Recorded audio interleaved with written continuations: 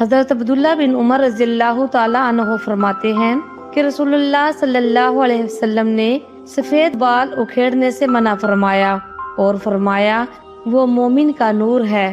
رسول اللہ صلی اللہ علیہ وسلم نے ارشاد فرمایا جو کام تم لوگوں کے سامنے کرنے کو ناپسند کرتے ہو وہ تنہائی میں بھی نہ کیا کرو۔ ام المومنین حضرت عائشہ رضی اللہ تعالی عنہا بیان کرتی ہیں کہ رسول اللہ صلی اللہ علیہ وسلم نے فرمایا اللہ کے ہاں سب سے ناپسندیدہ شخص وہ ہے جو بہت زیادہ جھگڑا کرتا ہو۔ ام المومنین حضرت عائشہ رضی اللہ تعالی عنہا بیان کرتی ہیں کہ رسول اللہ صلی اللہ علیہ وسلم نے فرمایا اللہ کے ہاں سب سے ناپسندیدہ شخص وہ ہے جو بہت زیادہ جھگڑا کرتا ہو۔ حضرت حذیفہ رضی اللہ تعالیٰ عنہ بیان کرتے ہیں کہ رسول اللہ صلی اللہ علیہ وسلم نے فرمایا میں نہیں جانتا کہ میں تم میں کتنی دیر باقی رہوں گا، میرے بعد تم ابو بکر اور عمر دونوں کی اقتداء کرنا۔ حضرت عبداللہ بن مسعود رضی اللہ تعالیٰ عنہ سے روایت ہے کہ نبی کریم صلی اللہ علیہ وسلم نے ارشاد فرمایا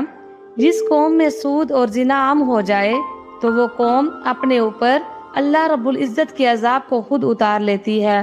رسول اللہ صلی اللہ علیہ وسلم نے ارشاد فرمایا عورتوں کے پاس جانے سے بچو۔